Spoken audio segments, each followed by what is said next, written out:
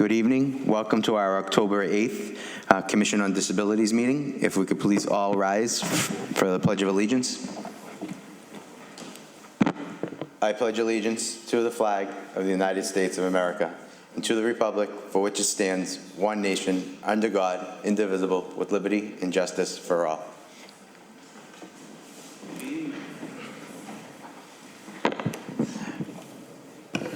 Mr. Vice Chair, if you could do a roll call of the members, please.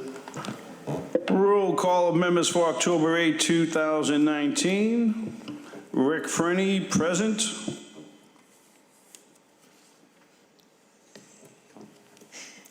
Michelle DeBellis, present. Enza Goodwin, present. Pauline Perno, present. Chair Ralph DeChico, present, and absent is Albert Sheridan and Robert Bent. I believe I sent a copy of the minutes for our September meeting, and if everybody had a chance to look it over, and if anyone wants to make a motion to accept those minutes. Motion to approve the meeting minutes from September 10, 2019. Michelle, would you like to approve the motion? Approved. Someone wishes to second it? Second. Thank you. Okay, item 2 is my monthly CODA, which is Commission on Disabilities Alliance monthly conference call meeting, which happened last Wednesday, October 2nd. This call was in regards to a follow-up of last month's call about the legislation that the CODA members would like to help to see put on next year's ballot regarding electric shock therapy, especially for disabled individuals. They're looking for volunteers to gather signatures for a signature drive campaign to try and get enough signatures so that it can be a ballot question, an official referendum question on the 2020 election. On the call, it was mentioned that the MOD has also filed the executive director vacancy. And if you look at, if the Commission on Disability members look, there is also a second page that I had sent along with the person that they had filled on that. Her name is Mary Mahone McCauley, and she was hired as the new executive director. She previously worked at the MRC, which is the MRC is the Massachusetts Rehabilitation Commission. The way that I guess we had found out on the CODA call is they had their the seminar that they had, the disability seminar, consortium seminar, a few weeks ago, and that's when it was announced there. There actually wasn't a press release, so we didn't know. I guess she was actually, the vacancy was actually filled September 3rd. So we weren't aware of it, and that's how we found out about it. So I just wanted to forward this information to you so you can see who she was and what she has done in the past. So now what CODA is going to try and do is they're going to try and set up a meeting with her so that somebody from CODA can sit down with her and let them know what we'd like to see from her and helping with the disability community throughout the state. So she is disabled herself. I believe she's visually impaired.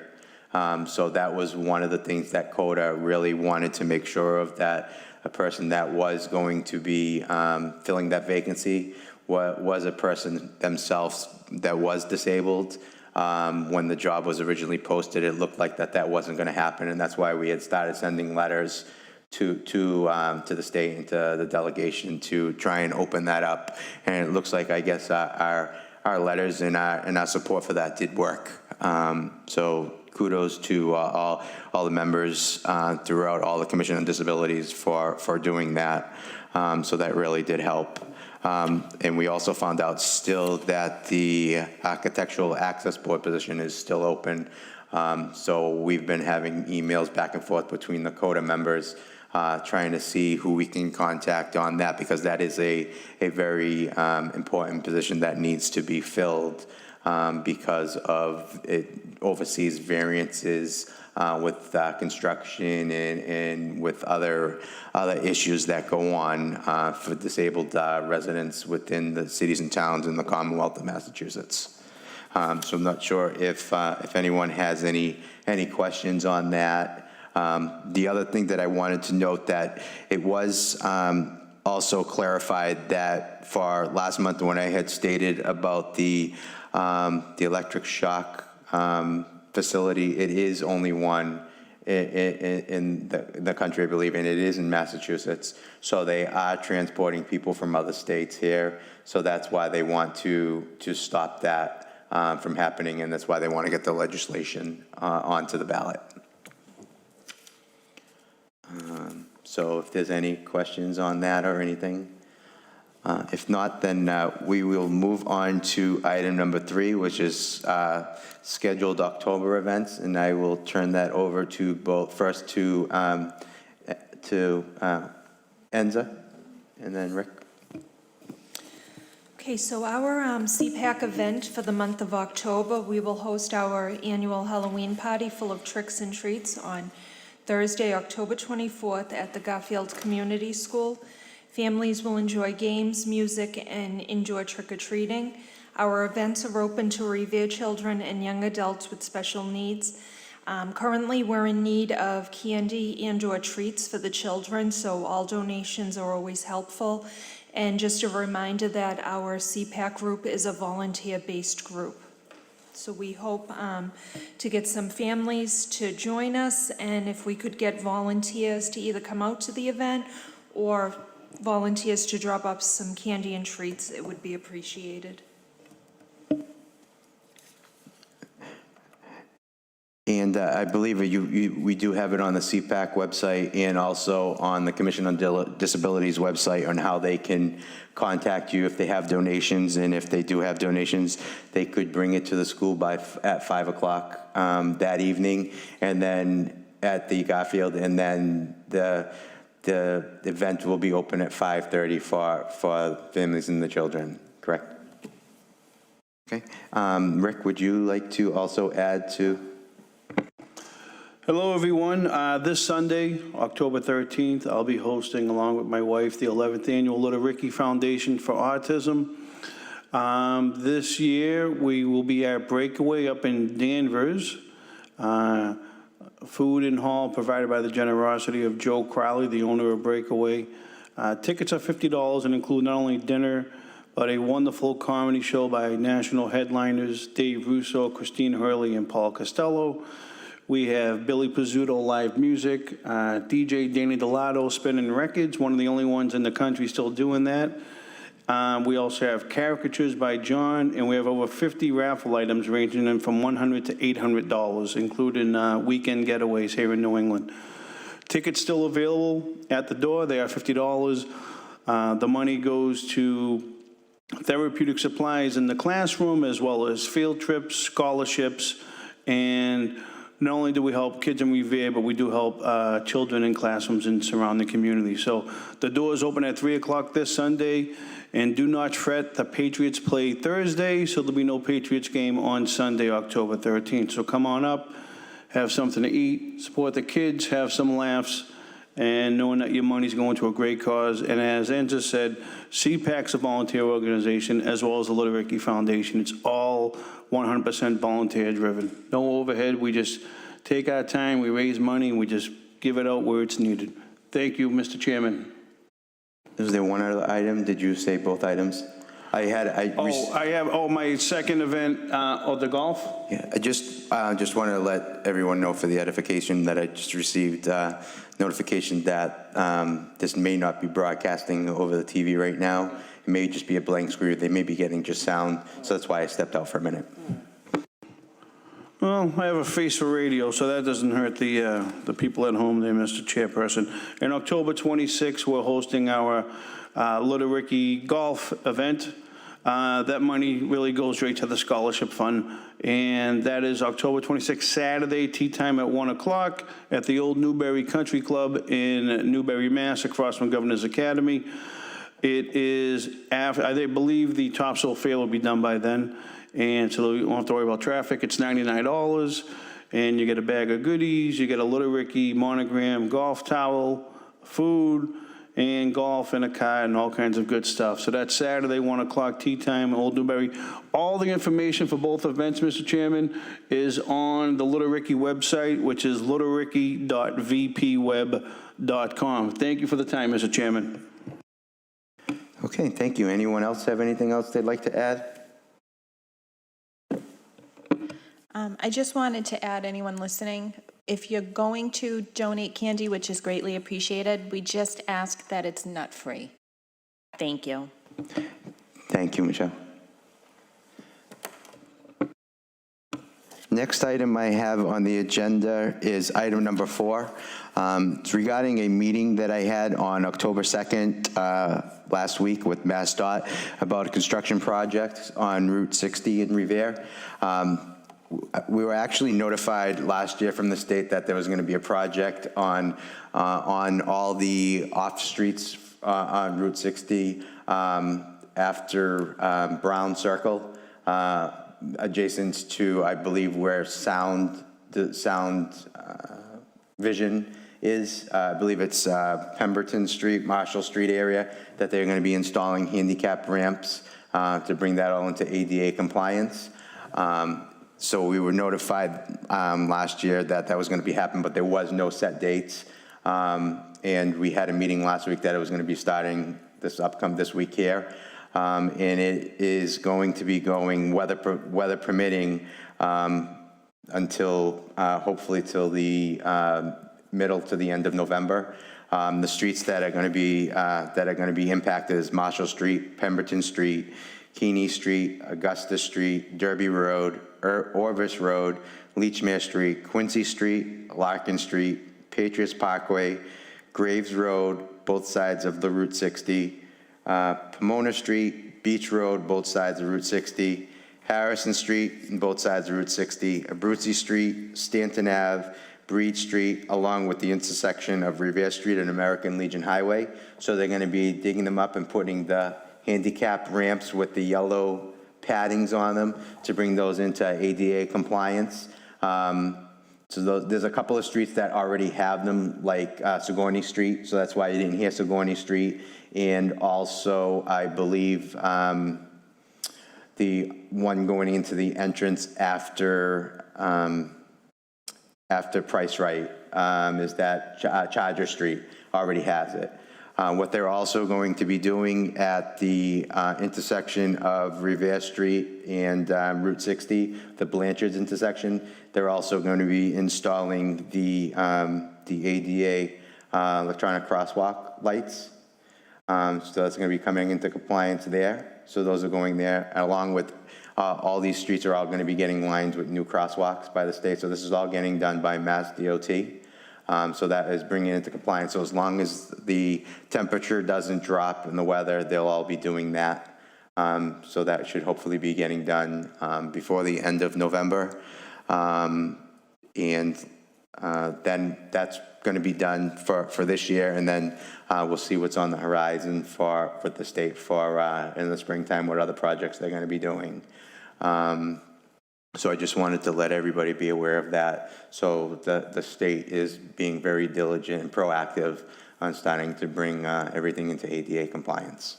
So I don't know if anybody has any questions or on that. So I just want to let everyone be aware of that. Next on the agenda is the item 5 is the self-evaluation plan and transition plans of the municipal buildings update. I just wanted to update everyone. All the self-evaluation plans have been done. I have forwarded all that documentation to the state MOD for the self-evaluation plans. I also received the transition plan from EMG, which was the engineering consulting company that we had hired from the grant to do that work. There's been a few hiccups with it, with just some grammatical errors with it that I've been going back and forth with. And then I just have to do some finalizations and have some meetings with the city to make sure everything in that transition plan lines up on how we want to do it, so that I can have EMG finalize that document, and then that has to be sent over to the state so that we're all in compliance with that. Another thing that I neglected to say is, on our CODA call last week, it was noted that the state is starting to come down on cities and towns that have not done their self-evaluation plan and transition plans, because I'm not sure if they're getting heat from the federal government. From what they can find, they believe that only 14 or 15 communities, I believe, in the Commonwealth have them on file. So they're gonna double check on that number. So, and that was as of 2018. So for them to be starting to look at it, that means there's gonna be some pressure coming from DOJ. So I think it's really good that we were ahead of the curve on that. And it only took me 3 years to get that funding, but it's going to be very beneficial to the residents in the city of Revere and the taxpayers that we got that done. It's not that you have to get the work done, but you just have to have all that documentation done for the municipal buildings. We're just going to be finalizing that transition plan for EMG so that we are in compliance with the state along with the DOJ. So I don't know if anybody has any questions on that. You say only 14? This is what they were telling me, and they're gonna double check on that. That's incredible. Yeah, it's either 14, they weren't sure if it was 14 or 14%. And in the New England, out of the New England states, the only state that had a better amount of cities and towns was Connecticut. And it really wasn't that much better. So that's why we were thinking Massachusetts was 14% and not 14, because it looked like Connecticut, the numbers that they had, Connecticut was, I believe, 25%. Even 14%, Yes. there's 300 and No, something, it's only yeah. about 40 communities. Yeah, so that's why they were gonna try and get the exact numbers for us and try and get the data and see what exactly what communities were on that. And the data was from 2018. Like I said to them, I said, I know Revere is not gonna be included on that because we just undertook that in fiscal year 2019. But this was supposed to be done back in 1992, started and completed in 1995. So for all these cities and towns to not have that, that's, I don't know what words I should use for that. Very unacceptable, very unacceptable. So that's where we are on that. So kudos to us getting that done and being ahead of the curve. Next, I have item number 6, which is old business. And this has been carried over because unfortunately Pauline couldn't be here last month. So she has drawn up a draft letter that everyone has a copy of. And I'm going to turn this over to Pauline to speak on it. Thank you very much. A few months back, I commented on the traffic issue here in Revere, not just traffic, but traffic approaching crosswalk. And going up the beach, I noticed that people were already well into the crosswalk, well into the street before cars could even view them. And while we do have a number of crosswalks, we do not have anything, well, we do have some, but we don't have enough in place that will alert drivers that you really need to take a step back, take a break, and allow people to at least enter into the crosswalk. What has happened is I was on the beach over the summer, but I most recently decided to park on the beach and watch. And I lost count of how many cars were actually going through the crosswalk while there were people already on the crosswalk. They were already in. The problem being is the way that cars are parked up against that crosswalk, it is no leeway. And so by the time people are stepping off the curbing into the middle of the street, you have cars that are coming very, very quickly, that they're not slowing down. They figure if they haven't seen anyone by then, there's no one in the crosswalk. I did do some research, and I was fortunate enough to be able to find out what these things are called, and they're called they have an acronym, of course, an RRFB, Rectangular Rapid Flashing Beacon.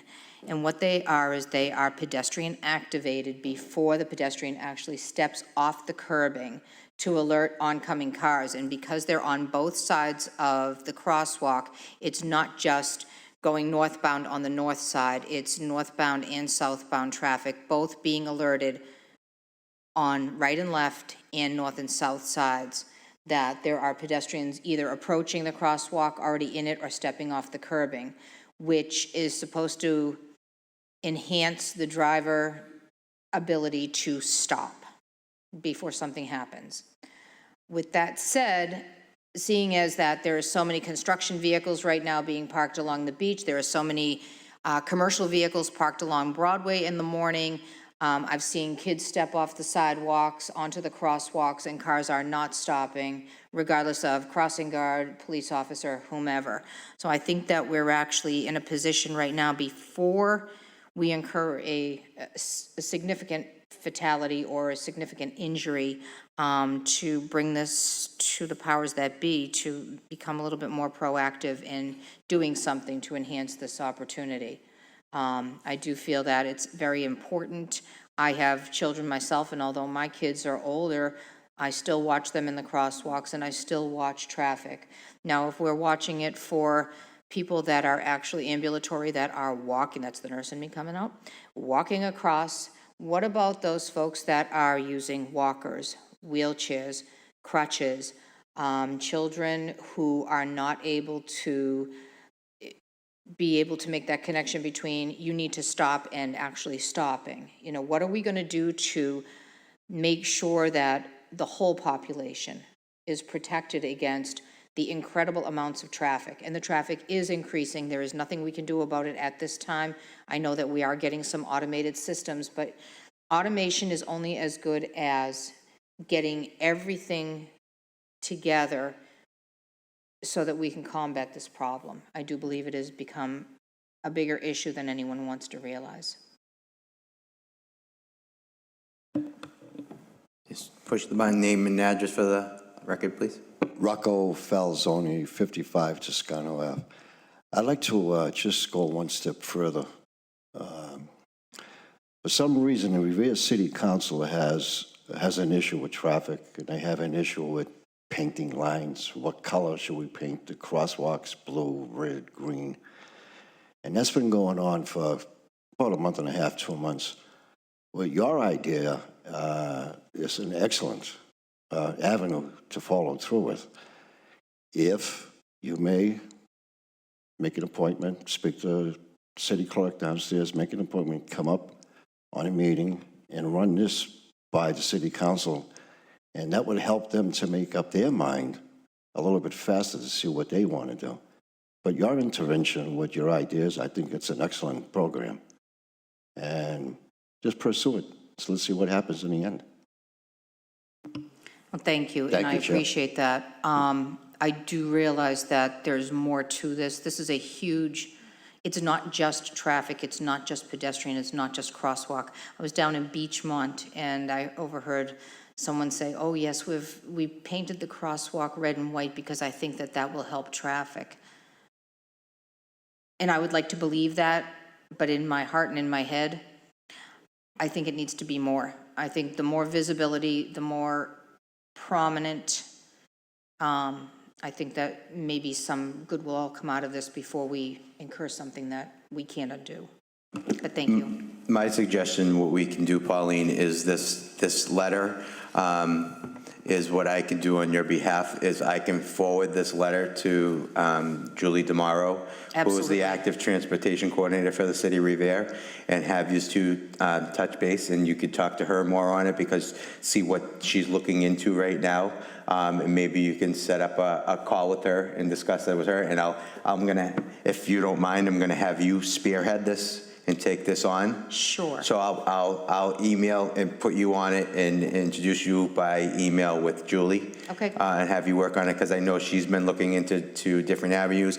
Speaking of the colored sidewalks, and it was over a year ago that I know the beautification committee was looking at doing colored crosswalks, and I was adamantly against it. And some people were saying colored crosswalks could help, but they don't. They cause a false positive, and very false positive. And also, what they do is there are people that are colorblind, visually impaired. The best, safest, and best crosswalks is the old white ladder-style crosswalks. We've been talking with other people in the community that have family members that are visually impaired. The best place to cross, I know sometimes it's an inconvenience and it doesn't always work, is you always want to go cross at a traffic light. You don't want to cross at a secondary crosswalk if at all possible, because like I said, even though there's a crosswalk there, you can have anything you want there. It's a false positive. You see some of these communities are doing these 3D crosswalks. It's a false positive, and a 3D crosswalk is going to do more harm than anything else, because a person that's driving is going to see that at the last minute, and they're going to veer off and cause tremendous damage, hurt somebody else, or hurt themselves. So all that is false positives. So I am adamantly against colored crosswalks, 3D crosswalks. The problem is technology that people have in their vehicles is adding to the problem that's out there. Everybody is being distracted when they're driving, and I don't know how I can instill it. It is very, very tough for people that are visually impaired, and it's just a false positive to cross in a regular crosswalk, because a lot of people don't pay mind, and if you have slow people crossing or slow visually impaired, they still don't pay attention to it. So the best place to always cross is a crosswalk, and I know ADA regulations, when cross lights and traffic lights have to be changed or updated, they all have to be updated to meet the ADA specifications, and they're all the electronic signalizations. They have the beeping countdowns and whatnot. So that does happen. So when they have to, the signalization has to be changed, that's what happens. Just take it one more step further, what you just had said, Mr. Chairman.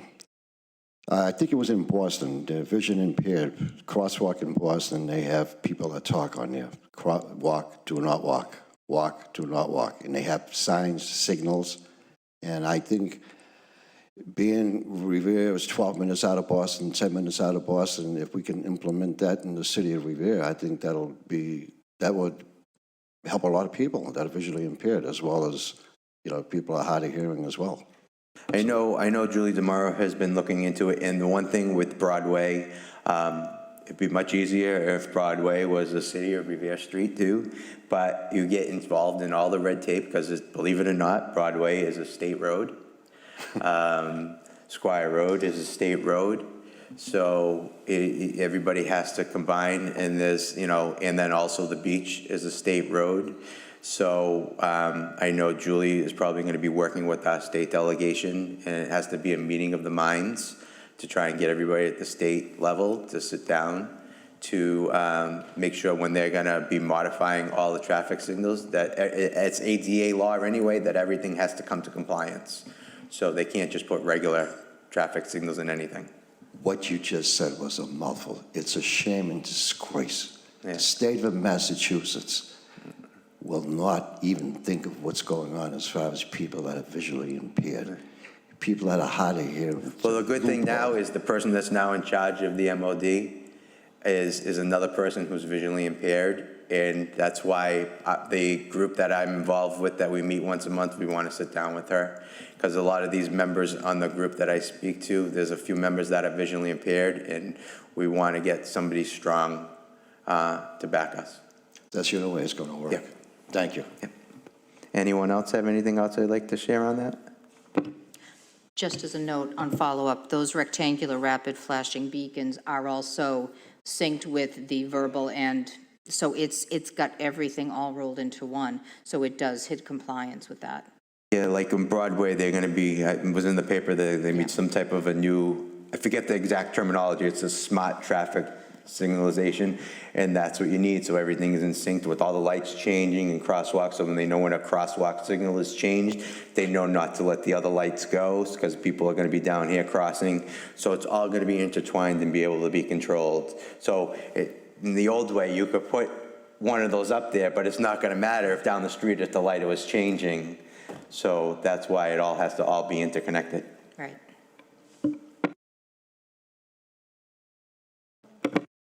Pauline, would you mind reading the letter to all the viewers at home? To let them know how passionate this is. I mean, it's a great letter. Oh, thank you. I think everyone should hear it.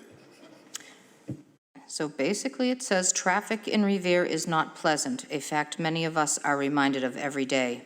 Cars are only part of the problem we face, the other being pedestrian or foot traffic. Revere, while fortunate to be home to a beautiful beach, has attracted many visitors. People walking are provided many designated crosswalks. However, crosswalks are only useful if the vehicles on the road can visualize the on-off curbing on either side of the street. This being said, pedestrians must approach crosswalks slowly and not step off the curbing. Many crosswalks have cars parked right on the edge of the curbing or right at the crosswalk. Oncoming traffic many times are unable to see people crossing the street until it is too late and they screech their brakes and possibly cause injury. This is not just a Revere problem, it is generally a problem in any city or town. Cities and towns must take a proactive approach in dealing with this issue before any person becomes a victim of a preventable accident. You're welcome. Thank you. Now, if anybody think that, like Pauline was saying, if anybody wants to add anything to this or modify it, she's open to suggestions, and they could send an email. And if, maybe what I'll do is I'll send the preliminary email to both you and Julie and saying that we're working on this and you would like, at both of y'all's convenience, just to talk to each other via the phone, and if that works for you. That does. Thank you. Okay. Any other questions or comments on that?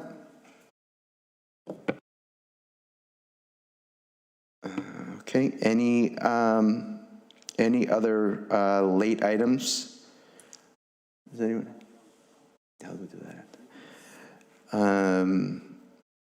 Believe I went over most of them as the old business. Next, I have open forum with any residents' concerns with any ongoing issues, questions, or any feedback.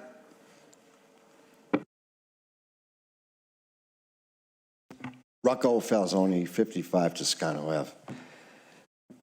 Chairman Pacheco, Vice Chair Freni, and staff. I introduced myself last year with a situation that I've been going through and where I live for quite a long time, but being the fact where I was ignorant for what you guys do, my problem has nothing to do with what you gentlemen do and young ladies as well. You're in this major city of Revere, 12 minutes out of Boston, and before I elaborate what I really want to get into that, I cannot believe that you don't have any Revere journals not here, the advocates not here to pick up your stories for what you people do. And I'm telling your television audience right now is that everything that you guys do, it's all voluntary. So that should be more kudos to all of you by coming up here and spending your time being advocates for people that have major problems in this world. My situation was being the fact where I had a lousy problem where I live has got nothing to do with what you guys do. Mr. Farini, time we had a little talk at one of the events for what you had gone through, sir. You are a miracle for what you went through. You had a divine intervention in your life. My problem couldn't even compare with your problem as far as the health issue goes. So God bless you. And basically, more or less, I'm just here to tell your television audience that you should pay attention for what's going up here. It's a shame and disgrace that there's not any people up here listening to your stories.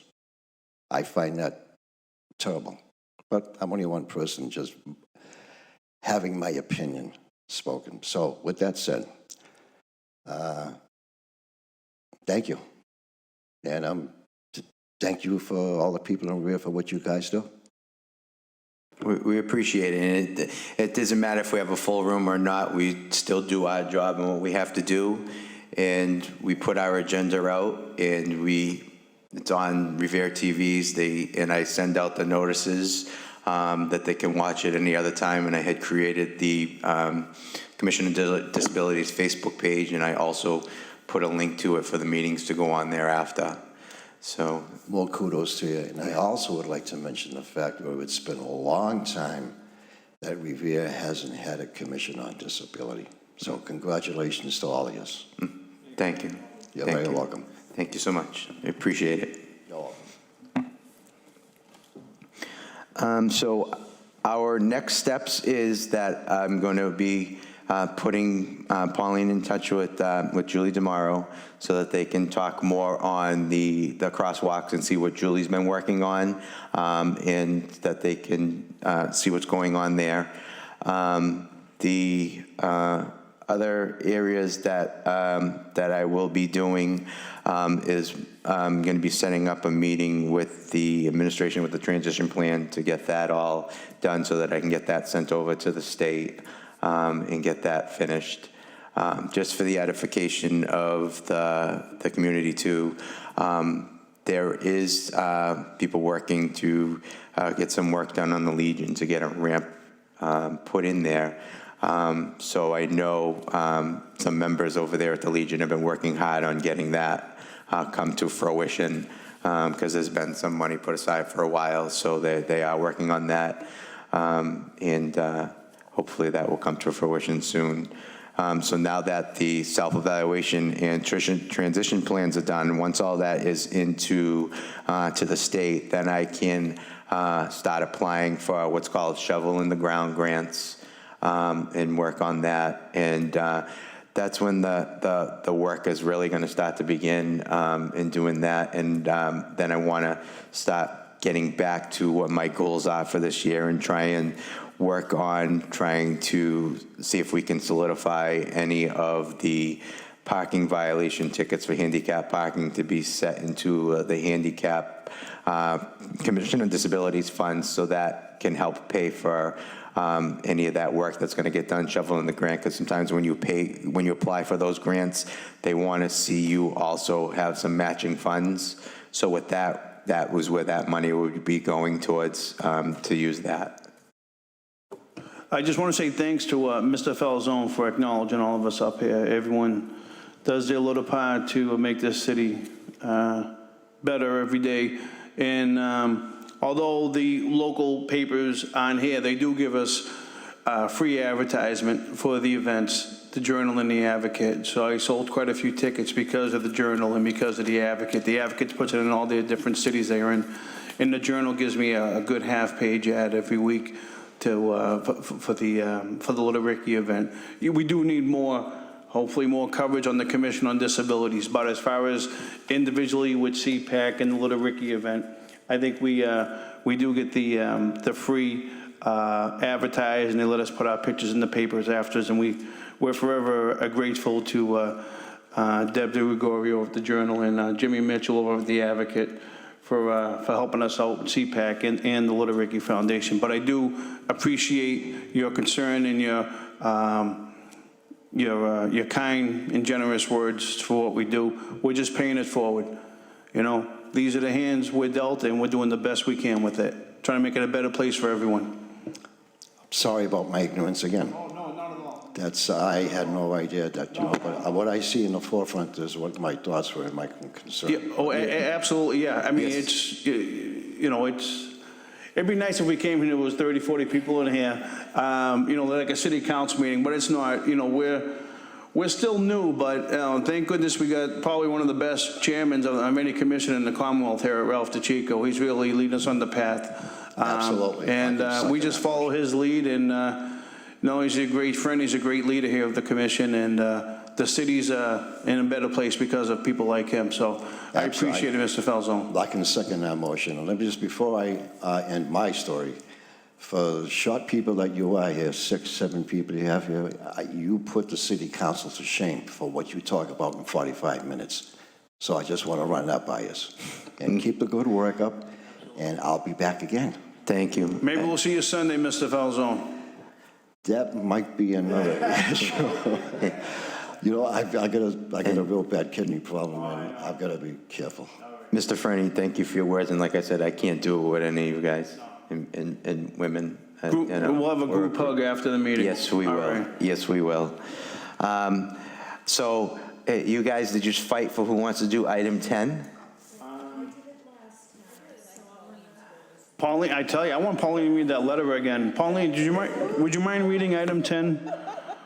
Sure, my soothing voice is now going to put everybody to sleep. Oh, Everybody I could rest your use a good nap. eyes. Thank you.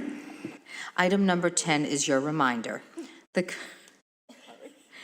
Commission on Disabilities has office hours on Fridays from 8:15 to 12:15 in the Veterans Services Office in the rear of the Legion Building at 249R Broadway, which is next door to City Hall. You can call for an appointment if you would like, but do not need one.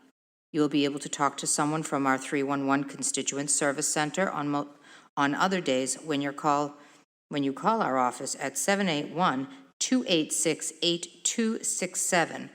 They will be able to answer most questions, but if they are unable to, or if you would like a callback from our office, they can transfer you to the Disability Office's voicemail, and someone will get back to you as soon as they can. Also, please let us know if you would like something discussed or brought up and added to our monthly meeting agenda. You can let us know if you would like to come and speak on any issue or concern. The Commission is here to help and assist all the disabled residents and families of Revere. Thank you. Can I have a motion to adjourn? Just motion to adjourn? I'd like to make a motion to adjourn, Mr. Chairman. Do I have a second? Second? Okay. Our next meeting is going to be Tuesday, November 12th at 6 p.m. Before we wrap it up for tonight, I just want to extend to all our Jewish residents and families a Yom Kippur tomorrow. And also wanted to wish everyone a happy Columbus Day, which is next Monday, and the City of Revere will be hosting the parade on Sunday, and it will be televised live. We'll be hosting it on Monday. On Monday, Yes. sorry. The parade will be is Monday in Revere, sorry about that. And it's going to be hosted live by the one and only Rick Frenny and his son on Revere TV. So the parade is going to be Monday in Revere down Broadway. So hopefully it's going to be a beautiful day and everybody to come out and enjoy it. So thank you and have a good night.